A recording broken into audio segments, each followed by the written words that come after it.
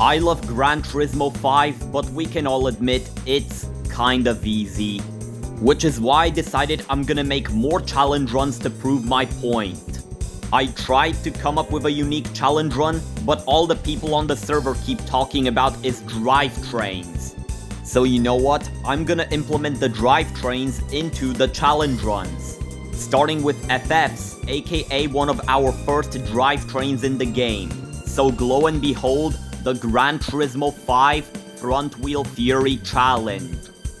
The goal of this challenge is to not actually beat the game, but rather find out how much of the game can actually be beaten with FFs. So yeah, I'm not gonna tell you to subscribe because no one does it anyway. Let's begin! So first, let's boot up the game. And look, as much as I would want this to extend the video, I really do not want to include filler into these things. Just know that the game took a while to boot up and set up. Of course, like always in Gran Turismo 5, before I do anything, I first need a starter car. And as annoying as Gran Turismo 5 is with the pop-ups at the start, we eventually get to see our starter car lineup. Here we go again, I guess. A Ford KA is exactly what I need.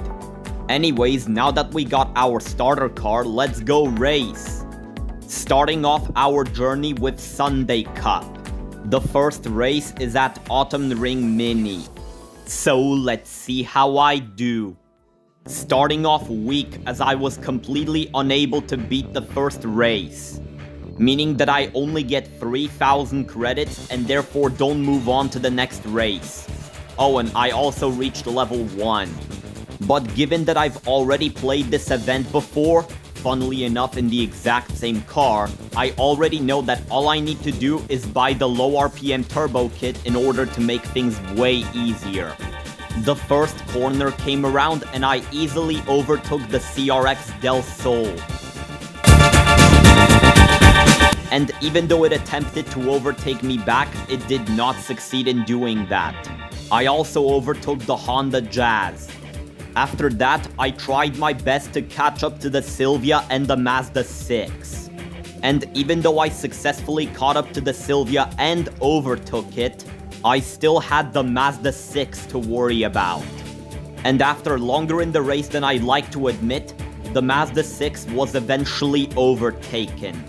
Not only that, but I was able to keep the lead until the end of the race, allowing me to earn 4,000 credits for the said win. But unfortunately for me, the second race at Grand Valley East was also a major roadblock, because I was unable to beat it in the 80 horsepower KA. While I was busy thinking of what to do, I also reached level 2. Oh right, who am I kidding? All I need to do is to buy the mid RPM turbo kit like I did in totally normal Gran Turismo 5 playthrough. I also forgot to capture it, but I reached level 3. But enough of that off-topic nonsense. After multiple attempts, I got this run. Immediately, the CRX Del Sol tries to overtake me alongside its friend, the Will VS. But thankfully, I was easily able to block them before the braking zone, which is where I managed to pull away from them somewhat. All I had to do is not brake on this section and I managed to easily catch up to the Lupo GTI and overtake it as well. And the Tigra didn't put up much of a fight either. And after braking way later than I needed to again, I easily overtook the S14 Silvia and the C4.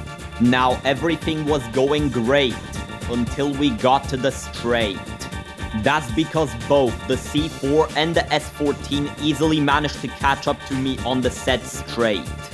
But the difference from when I did the event in totally normal Gran Turismo 5 playthrough episode 1 was that I was able to hold them off way longer than back then. Or at least succeed more anyway. But thankfully, I was able to easily overtake everyone back. And even though the Opel Tigra tried to keep the first place, it did not succeed in doing that. But it wasn't until I got to the straight again that anything noteworthy happened again. Basically, the Citroen C4 caught up to me again, so I just resorted to cock-blocking it. And even though the other cars were catching up to it as a result, thankfully for me at the time, I was able to cross the finish line as the winner, allowing me to earn another 4,000 credits. The third and the final race is at Tsukuba Circuit. As soon as the race starts, LeBron Tiburon tries to overtake me, but unfortunately it is gone from my worry list. Not only that, I easily overtook the Atenza in front of it. And even though it overtook me back, what's so harmful in overtaking it again? Alongside the Mini Cooper that also went down without a fight. The Tigra was also overtaken easily on the next corner, and then on the next corner finally overtaking the ugly Renault Megane that's in the lead, allowing me to easily win, earn my well-deserved 4,000 credits, and reach level 4. And yeah, that's Sunday Cup. In this game, you get prize cards for completing the events, so let's see what I get for completing Sunday Cup. As far as I know, the racing cart is not front-wheel drive. Nuh-uh, no, not even close. Obviously, I went ahead and sold it because what else am I gonna do with it? Anyway, here it is. Already starting off interesting, as it's a card that I can actually use later on.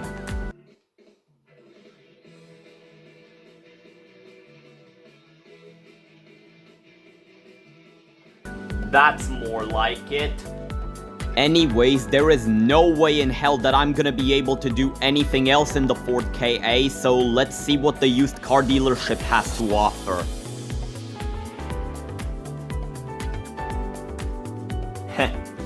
Nice. I'd say this car is pretty versatile. Therefore, I am gonna invest my money into buying it. While I'm at it, I may as well go ahead and test it in FF Challenge. The first race is at Suzuka Circuit East. So let's see how I do. At first, it seems like the AI is pulling away from me. However, that doesn't stop me from immediately catching back up to them on this braking zone. While I was at it, I also overtook the Integra 147 and Accord, already climbing up to second place, as the only thing that stands in my way is this not-so-ugly Renault Megane, which, if you're wondering, also went down without a fight. Seriously, I feel like the difficulty of this game was massively overestimated, just like it was with F-Zero GX. Because literally nothing happened after that. I was easily able to win, allowing me to earn 4,000 credits, which was such a massive challenge to obtain. The second race is at Clubman Stage Route 5. Another callback, because I got the exact same lineup as I did all the way back in Totally Normal Gran Turismo 5 playthrough. Anyways, the long corner came around and I was easily able to overtake the Mitsubishi Mirage, along with the Alfa Romeo 166. After that, this braking zone allowed me to easily overtake the Seat Ibiza and Thunderstorm Gaming Civic from Front Wheel Fury. And just like that, you can easily win this race just by driving, along with also earning the 4,000 credits for winning. And if you're wondering, I reached level 5. I can now take part in the Amateur Series. The third and the final race is at Deep Forest. Starting off strong this time, as I'm easily able to overtake the Acura Integra, not so ugly Renault Megane, and the Peugeot 307. And after that, I managed to easily overtake Tommy Mäkinen apparently in the Nissan Primera. No joke, I only noticed that AI opponent name while editing. And apart from visiting the birthplace of the insert explosion here joke, there wasn't really anything noteworthy about this race. I won very easily just like the previous two, and earned my well-deserved 4,000 credits. And yeah, That's FF Challenge. Well, that went by quickly. Anyways, let's see what we get as a prize car for this event.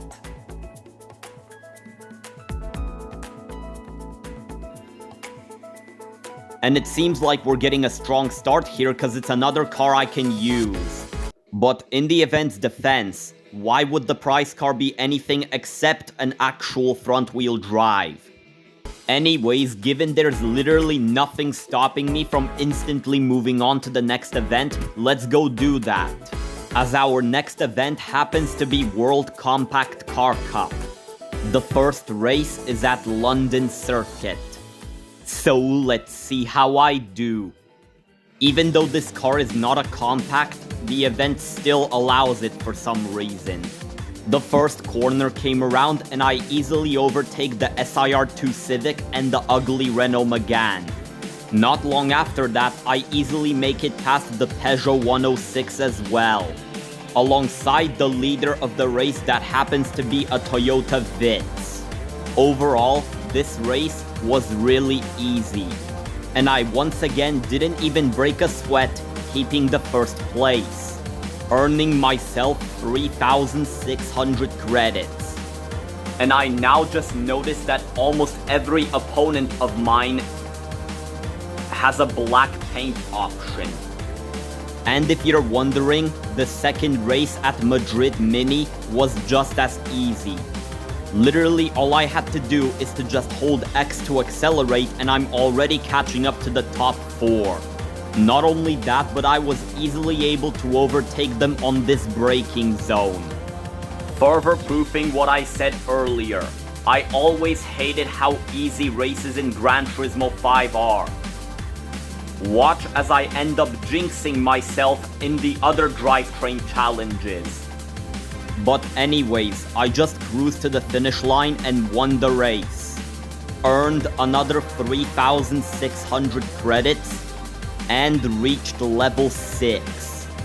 And unfortunately for me, the third and the final race at Capering Inside Layout wasn't any different in terms of difficulty. Immediately upon arrival, I instantly forget how to overtake. But only for a moment, as the SIR2 goes down without a fight as usual. And same can be said for the ugly Renault Megane that was in front of it. As for the Peugeot 106 and the Vitz, I was easily able to out-accelerate both of them, if that's even an actual word.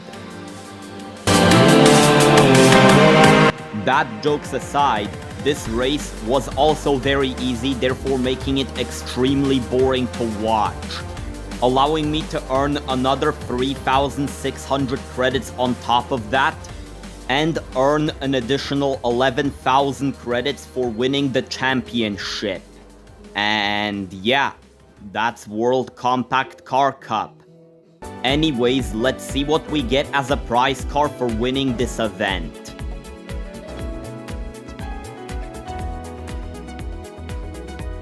The Hummel Berlinette. As far as I know, that car is not front-wheel drive. It's a nice car and all, but like, this is the front-wheel Fury challenge, so yeah, it's basically useless to us. And that's about it for today's episode. If you enjoyed it, which I know you did, like the video, and maybe even consider subscribing. I would really appreciate it. Thanks for watching, and I'll see you in episode 2.